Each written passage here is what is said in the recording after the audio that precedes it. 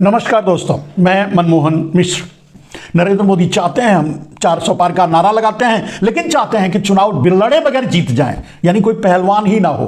अब पहलवान ही ना ही होगा तो जीत तो जाएंगे, मतलब उनके हिसाब से। अब सोचिए, कहने का अर्थ यह है कि लड़ना भी नहीं चाहते, लड़ने की हिम्मत भी नहीं है, टाइट है पूरे, नीचे से ऊपर से हिम्मत छूट चुकी है, झोला उठ चुका है, फिर भी चाहते हैं कि बिना लड़े ही जीत जाएं। और बिना लड़े जीतने की व्यवस्था कैसे कर रहे हैं? बिना लड़े जीतने की व्यवस्था इस तरह से कर रहे हैं कि कांग्रेस पार्टी का सारा खाता जब्त कर दिया, पैसा भी लूट लिया।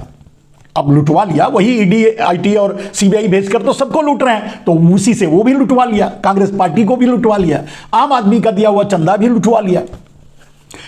कहने का अर्थ यह है कि कांग्रेस नहीं चाहते कि कांग्रेस लड़े, कांग्रेस कम से कम अपना पोस्टर भी जारी करे, या कांग्रेस कहीं पहुंच के किसी से वोट भी मांगने की स्थिति में ना बचे। अब कहीं पहुंचेगा तभी तो वोट मांगेगा भाई, वो भी स्थिति ना बचे कांग्रेस की। इस व्यवस्था में नरेंद्र मोदी लगे हुए हैं। पार्टी का पूरा खाता सीज कर दिया। कैसे लड़ेंगे राहुल गांधी चुनाव, आप खुद सोच लीजिए। इस विषय पर आप के सामने राहुल गांधी ने क्या कहा? राहुल गांधी ने तो सीधे कहा लोकतंत्र है ही नहीं। कहां है लोकतंत्र? राहुल गांधी का ये वीडियो आप देख लीजिए। एक महीने पहले कांग्रेस पार्टी के सारे बैंक अकाउंट फ्रीज कर दिए गए। आप सोचिए, आप किसी परिवार के बैंक अकाउंट फ्रीज करिए, किसी व्यक्ति के बैंक अकाउंट फ्रीज करिए, किसी बिजनेस के बैंक अकाउंट फ्रीज करिए, किसी भी संस्था के बैंक अकाउंट फ्रीज करिए, होता क्या है? एकदम खत्म हो जाता है। अगर आपने किसी परिवार का बैंक अकाउंट फ्रीज कर दिया, भूखे मर जाते हैं। वो कांग्रेस पार्टी के साथ किया जा रहा है। एक महीने पहले ये हुआ, और किसी संस्था ने, हिंदुस्तान की संस्था ने, किसी कोर्ट ने, किसी इलेक्शन कमीशन ने चूं तक नहीं कहा। सब ड्रामा देख रहे हैं। 20% हिंदुस्तान के लोग कांग्रेस पार्टी को वोट देते हैं। हम 20% लोगों को रिप्रेजेंट करते हैं, और आज हम रेलवे टिकट नहीं खरीद सकते। आज हम अपने नेता को एक शहर से दूसरे शहर नहीं भेज सकते। हम एडवर्टाइजमेंट नहीं लगा सकते। और क्यों? 14 लाख रुपए 7 साल पहले 14 लाख रुपए का इशू है, और 200 करोड़ रुपए का फाइन, और सारे के सारे बैंक अकाउंट फ्रीज कर दिए। जब इनकम टैक्स, ये दिखाना मुझे जरा, सॉरी, क्या 200 करोड़, जब इनकम टैक्स, साफ इनकम टैक्स की जो एक्ट है साफ कहता है कि ज्यादा से ज्यादा 10,000 रुपए का फाइन लगेगा। तो यह है हिंदुस्तान का लोकतंत्र। यह क्रिमिनल एक्शन है कांग्रेस पार्टी के खिलाफ और हिंदुस्तान के लोकतंत्र के खिलाफ, और यह क्रिमिनल एक्शन हिंदुस्तान के प्रधानमंत्री कर रहे हैं। मेरी विनती है कि जो हिंदुस्तान के इंस्टीट्यूशंस हैं, जो वो अपने आप को हिंदुस्तान के इंस्टीट्यूशंस मानते हैं, डेमोक्रेसी को प्रोटेक्ट करते हैं, लोकतंत्र को प्रोटेक्ट करते हैं, हिंदुस्तान के कोर्ट्स हो, हिंदुस्तान का इलेक्शन कमीशन हो, वो इसके बारे में कुछ करें। और ये कहना कि हिंदुस्तान दुनिया की सबसे बड़ी डेमोक्रेसी, झूठ है। यहां कोई डेमोक्रेसी नहीं है। बिगेस्ट ऑपोजिशन पार्टी का आपने बैंक अकाउंट बंद कर दिया, और एक महीने कोई कुछ नहीं बोल रहा है। आपने देखा राहुल गांधी ने क्या कहा। थोड़ा और आगे बढ़िए, आपको समझ में आएगा कि हमारे बुजुर्ग और पावरफुल टाइगर खड़गे जी भी आपसे कुछ कहना चाहते हैं, देश से कुछ कहना चाहते हैं, मीडिया से कुछ कहना चाहते हैं। वो तो किसी को नहीं दिखाएंगे, हम आप तो दिखा सकते हैं ना। तो भैया आप खड़गे जी को भी सुन लीजिए। अब इन लोगों को सुन लीजिए, फिर इसकी व्याख्या करते हैं।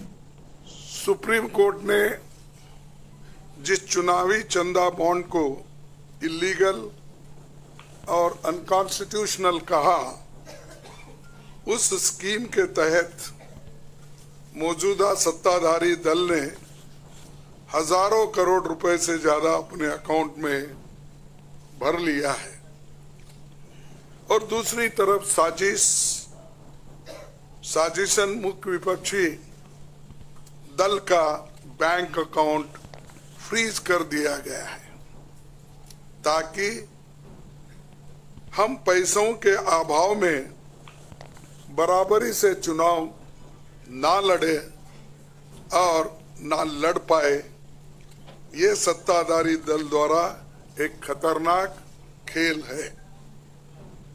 इसके दूरगामी प्रभाव होंगे, क्योंकि अगर डेमोक्रेसी को इस देश में बचाना है तो लेवल प्लेइंग ग्राउंड होना चाहिए।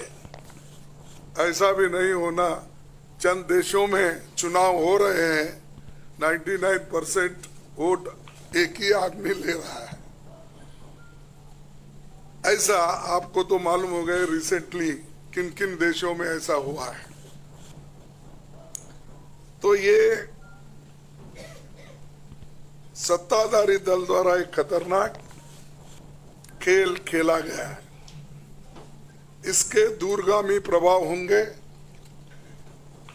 पर यह स्पष्ट है कि इस तरीके से किसी राजनीतिक दल को असहाय बनाकर चुनाव लड़ने में बाधा उत्पन्न कर और फ्री एंड फेयर इलेक्शन कभी नहीं कहा जा सकता।